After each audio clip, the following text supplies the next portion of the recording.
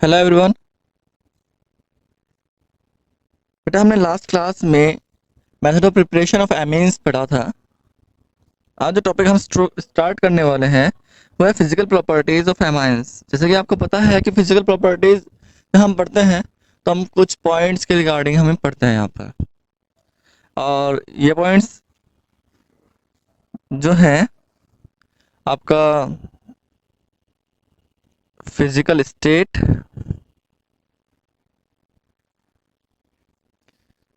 Colour, odour, boiling point and melting point,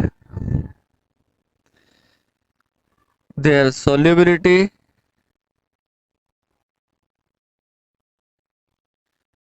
ये कुछ points हैं जो हम पढ़ने वाले हैं आज के इस क्लास में। ठीक है ना। चलिए तो स्टार्ट करते हैं। तो first one, physical state. Physical state की जब बेटा हम बात करते हैं तो हमें पता है कि हम बात करते हैं कंपाउंड आपका सॉलिड है कि लिक्विड है, या किस फिजिकल स्टेट में वो एग्जिस्ट करता है, सॉलिड में, लिक्विड में या फिर गैस में। तो अगर मैं बात करता हूँ एमाइंस की, तो लोअर एमाइंस जो होते हैं बेटा वो हम बात करते हैं lower amines, lower aliphatic amines के बारे में बात कर लेते हैं पहले, एलिफेटिक कंपाउंड्स के बारे में। लोअर जो एमाइंस होते हैं ये गैस होते हैं, these are gas. Lower aliphatic amines यानी अ, शुरू के दो कंपाउंड यानी आपका methyl amine and ethyl amine, these are gas. और इसके बाद यानी कार्बन प्रोपाइल एमीन, और उसके बाद क्या कह लीजिए propyl amine and other amines जो होते हैं, ये अब अदर हायर एमाइंस के बारे में बात हो रही है बेटा। These are liquids, these are liquids. This is the aliphatic amines. अगर मैं एरोमेटिक एमाइंस के बारे में बात करता हूँ बेटा, तो एरोमेटिक एमाइंस जो होंगे वो जनरली लिक्विड होते हैं। क्या होते हैं? जनरली लिक्विड्स होते हैं। तो फिजिकल स्टेट समझ में आ रही है। मिथाइल एंड इथाइल एमीन जो आपके गैस होते हैं, उसके बाद जितने भी एमाइंस होते हैं सब के सब लिक्विड होते हैं, methyl except methyl and ethyl amine. Clear है भाई? चलिए नेक्स्ट टॉपिक अगर हम बात करते हैं वो है कलर।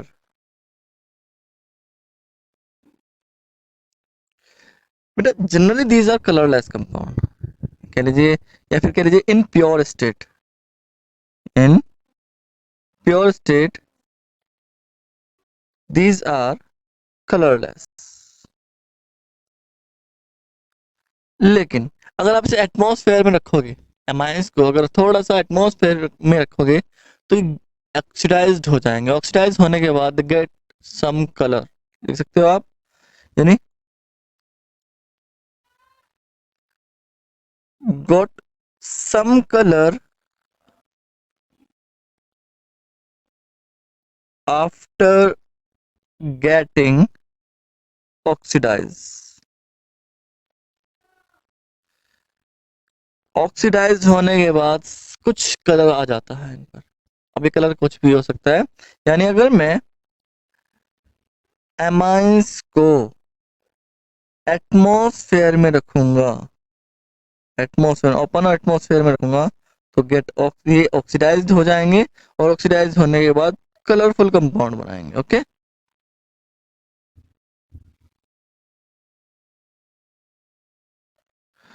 तो in pure state amines are colourless, but in atmosphere अगर हम उन्हें ओपन एटमॉस्फेयर में रखते हैं तो वे कलरफुल हो जाता है। तो अगर आपसे क्वेश्चन पूछा जाए कि भाई एमाइंस पर कलर किस वजह से आता है, तो आप बता दोगे due to process of oxidation, due to process of oxidation. Okay. चलिए भाई नेक्स्ट टॉपिक स्टार्ट करते हैं। नेक्स्ट है ऑर्डर।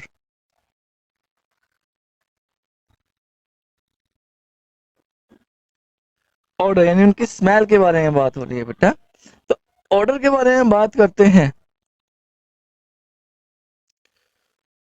तो यहाँ पर different compound different order show करते हैं। फॉर एग्जांपल अगर मैं जो आपके गैसियस कंपाउंड थे, in gases state their smell या their odour like ammonia. Gases state में इनकी ऑर्डर जो रहेगी वो अमोनिया की रहेगी। क्लियर है। अब जो प्रोपाइलअमीन होगा और प्रोपाइलअमीन से जो अदर एलिफेटिक कंपाउंड होंगे यानी अदर एलिफेटिक, मैं गैसेस स्टेट किसके बारे में बात कर रहा हूँ बेटा, ethyl and propyl sorry ethyl and methyl amine की। अदर एलिफेटिक अमाइंस जो होंगे जो कह लीजिए लिक्विड में होते हैं, उनकी स्मेल जो होती है वो फिशी स्मेल होती है, उनमें मछली जैसी स्मेल आती है। कैसी स्मेल आती है, मछली के जैसी स्मेल आती है, जैसी मछली से आती है। ठीक है ना। और जो एरोमेटिक होते हैं, मतलब कह लीजिए जो आपके एरोमेटिक होते हैं उनमें भी आपको बताया था कि लोअर एरोमेटिक जो होंगे वो लिक्विड्स होंगे, तो उनमें जो होती है अनप्लेजेंट स्मेल होती है, अपनी खुद की स्मेल होती है, और जो बहुत ही गंदी सी स्मेल होगी अनप्लेजेंट स्मेल बोलते हैं उसे हम। ठीक है ना। अगर लोअर एरोमेटिक के बारे में बात करते हैं, अगर हायर एरोमेटिक के बारे में बात करते हैं, तो हायर एरोमेटिक कंपाउंड्स जो होंगे बेटा वो ऑर्डरलेस होंगे। क्लियर है। Due to these are solids. Higher aromatic compound जो होंगे वो बेटा सॉलिड्स होते हैं, तो वो आपके ऑर्डरलेस हो। ठीक है। इसके बाद बेटा अगर हम बात करते हैं सोलिबिलिटी की,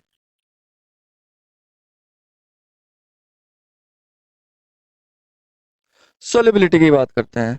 सोलिबिलिटी नॉर्मली हम सोलिबिलिटी की बात करेंगे तो हम polar and non polar solvents दोनों में करेंगे, या फिर कह लीजिए ऑर्गेनिक एंड इनऑर्गेनिक दोनों में करेंगे। स्पेशली वाटर में बात करते हैं हम जब सोलिबिलिटी की बात करते हैं। तो बेटा जो एलिफेटिक एमीन्स होती हैं, पहले हम बात करेंगे इसके बारे में, एलिफेटिक एमाइंस के बारे में बात करेंगे। तो एलिफेटिक एमाइंस जो होती हैं, देखो यहाँ पर डिपेंड करता है कि इनके बॉन्ड का नेचर कैसा होगा, एमाइंस के बॉन्ड का नेचर कैसा होगा। अब देखो मैं बात कर रहा हूँ एमाइंस के बॉन्ड का नेचर, या फिर कह लीजिए मैंने की RCH2NH2 की। अब अगर मैं बात करता हूँ इलेक्ट्रोनेगेटिविटी की, तो इलेक्ट्रोनेगेटिविटी कार्बन की नाइट्रोजन से कम है। Nitrogen have more electronegative, nitrogen is more electronegative than carbon, so the bond between carbon and nitrogen will be polar. yes, slightly polar होगा। अब ये polar है, कह लीजिए the bond between carbon and nitrogen is polar due to electronegativity difference, due to electronegativity difference, electronegativity के difference की वजह से ये बॉन्ड पोलर होता है, और इसी पोलराइजेशन की वजह से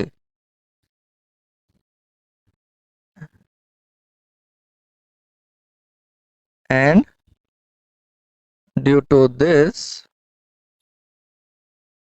amines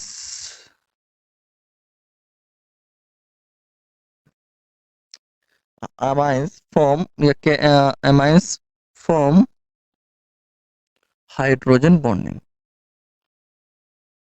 इसी पोलराइजेशन, इसी पोलर नेचर की वजह से ये हाइड्रोजन बॉन्डिंग बना सकते हैं। अब सोच लीजिए हायर बॉन्डिंग जितनी ज्यादा, मतलब कह लीजिए जो पोलर नेचर जितना ज्यादा होगा इस बॉन्ड का, कार्बन एंड नाइट्रोजन का पोलर नेचर जितना ज्यादा होगा, हाइड्रोजन बॉन्डिंग उतनी ही ज्यादा स्ट्रांग होगी, और हाइड्रोजन बॉन्डिंग उतनी ही ज्यादा स्ट्रांग होगी तो वो वाटर सोल्यूबल होते हैं उतनी ज्यादा। So these are soluble in water. लेकिन यहाँ पर बेटा आपको कुछ चीजें देखनी होगी। अगर एल्काइल ग्रुप बड़ा है, कह लीजिए मैं कहूँ सोल्युबिलिटी को आप एक चीज से लिख सकते हो, solubility is inversely proportional to molar mass.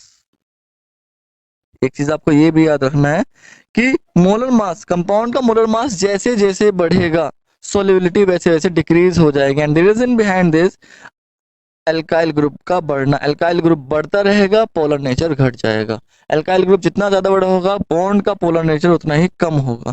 Polar, तो यही वजह है अगर हम कहें कि भाई जो लोअर आपके कंपाउंड्स होंगे, या कह लीजिए मैं यहाँ पर लिख देता हूं,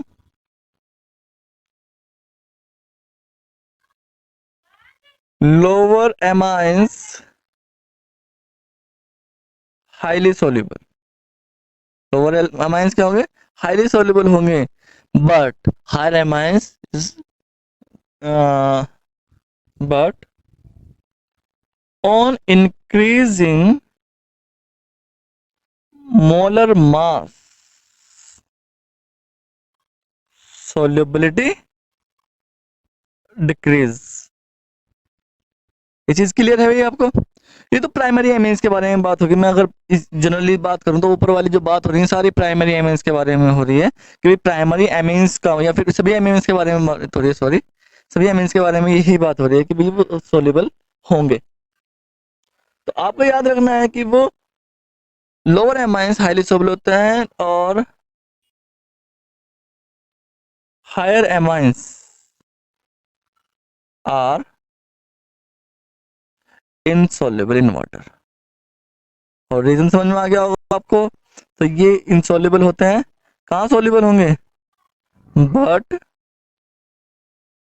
सॉल्युबल इन ऑर्गेनिक सॉल्वेंट्स, ये ऑर्गेनिक सॉल्वेंट्स में सॉल्युबल होते हैं।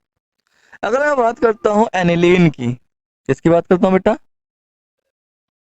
एनिलीन यानी एरोमेटिक एमाइन की बात बारे में बात करता हूँ, तो it is insoluble, it is insoluble in water because of large organic part.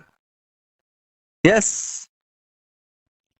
Organic part या कह लीजिए इसका जो कार्बन पार्ट है वो ज्यादा बड़ा है, दिस वन। समझ आ रही बात? इसकी वजह से ये कम सॉल्युबल होता है, कह लीजिए लेस सॉल्युबल होता है वाटर में, या इन ऑर्गेनिक सॉल्यूट में कह लीजिए सॉल्युबल होता है। चलिए अब बात करते हैं हम इनके बॉइलिंग पॉइंट्स की। Boiling points, okay. अब देखो बेटा, बॉइलिंग पॉइंट के बारे में बात करेंगे तो हमें बात करने की थोड़ी सी बॉइलिंग पॉइंट का जो कह लीजिए बॉइलिंग पॉइंट पे जो इफेक्ट पड़ता है वो पड़ता है बॉन्डिंग का। बॉन्ड जितना ज्यादा स्ट्रांग होगा बॉइलिंग पॉइंट उतना ही ज्यादा होगा। अब because of these are polar in nature, तो पोलराइजेशन जितना ज्यादा होगा हाइड्रोजन बॉन्डिंग उतनी ही ज्यादा बनेगी, यानी हाइड्रोजन बॉन्डिंग ज्यादा बनेगी तो बॉइलिंग पॉइंट बढ़ेगा। इसका मतलब क्या हुआ? एमाइंस जो पोलर होते हैं तो उनका हाइड्रोजन बॉन्डिंग की वजह से उनका जो बॉइलिंग पॉइंट होता है वो ज्यादा होता है। ठीक है ना? लिख देता है, due to polar nature these are able to make hydrogen bonding, these are able to make hydrogen bonding, and and due to this these have high boiling point। अब हाई बॉइलिंग पॉइंट, अब comparison करते हैं बेटा, compare करते हैं with hydrocarbons. पहले हम बात करेंगे कंपैरिजन विद हाइड्रोकार्बन्स। तो हाइड्रोकार्बन्स से इनका बॉइलिंग पॉइंट कैसा होगा? तो generally hydrocarbons are non polar, तो उनमें हाइड्रोजन बॉन्डिंग नहीं होती है, और इनमें हाइड्रोजन बॉन्डिंग होती है तो इनका बॉइलिंग पॉइंट हाइड्रोकार्बन से ज्यादा होगा due to polar nature. Okay, अगर मैं बात करता हूँ अल्कोहल से या मैं बात करता हूँ कार्बोक्सिलिक एसिड से, अल्कोहल और कार्बोक्सिलिक एसिड से, तो अल्कोहल और कार्बोक्सिलिक एसिड का बॉइलिंग पॉइंट जो होता है बेटा एमाइन से ज्यादा होता है। अब इसका रीजन क्या है भाई, एमाइंस का बॉइलिंग पॉइंट अल्कोहल और कार्बोक्सिलिक एसिड से क्यों ज्यादा होता है? बिकॉज अगर आप हेलाइड्स कार्बोक्सिलिक एसिड के ही बारे में बात कर लीजिए, क्योंकि जब अल्कोहल की बात करते हैं तो वहां पर बॉन्ड होता है ऑक्सीजन एंड हाइड्रोजन के बीच, एंड कार्बोक्सिलिक एसिड में भी सेम होता है, and oxygen is more electronegative than nitrogen. Yes, oxygen और नाइट्रोजन में कंपेयर करते हैं तो इलेक्ट्रोनेगेटिविटी किसकी ज्यादा होती है? ऑक्सीजन की। तो इसका मतलब क्या हुआ कि इसका हाइड्रोजन बॉन्ड ज्यादा स्ट्रांग बनेगा। क्लियर है? So it make stronger hydrogen bond than amines. Okay, so these have यानी किसके बारे में बात हो रही है बेटा?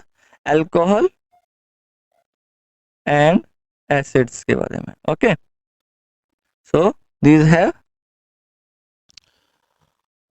higher boiling point।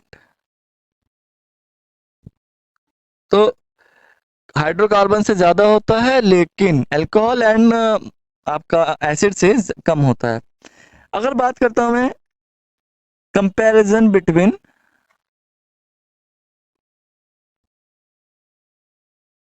Primary, secondary and tertiary amines की, इसके बारे में बात करते हैं। तो बेटा देखो ध्यान से कि भाई primary amines are NH2, yes, secondary amines are NHR dash, and tertiary amines are NR, yes. तो यहाँ पर देखो इनके पास हाइड्रोजन है to make hydrogen bonding to each other, intermolecular hydrogen bonding यहीं से तो बनेगी, और इनके पास हाइड्रोजन बॉन्डिंग नहीं है, यहाँ पर केवल एक है। तो इसका मतलब क्या, हाइड्रोजन जितने कम होंगे हाइड्रोजन बॉन्डिंग उतनी ही कम होगी। तो the order will B, boiling point का जो ऑर्डर होगा आइसोमेरिक का बात कर रहा हूँ, जिनमें आइसोमेरिक आइसोमेरिक अमाइंस में, कह लीजिए मैं लिख देता हूँ among isomeric amines, boiling point order will be कितना, primary then secondary then tertiary, tertiary में सबसे कम और प्राइमरी में सबसे ज्यादा। And the reason behind it, tertiary have not hydrogen to make hydrogen bonding. Okay, तो लैक ऑफ हाइड्रोजन बॉन्डिंग, तो lack of less of boiling point. Clear है भाई आपको? तो this is the primary, secondary and tertiary amines के बारे में बात हो रही है, और उनके इंटरमोलिकुलर बॉन्ड ना, हाइड्रोजन बॉन्डिंग ना बनने की वजह से टर्शियरी में जो बॉइलिंग पॉइंट होता है वो कम होता है। ठीक है ना भाई? तो यही चीज आपको पढ़नी है।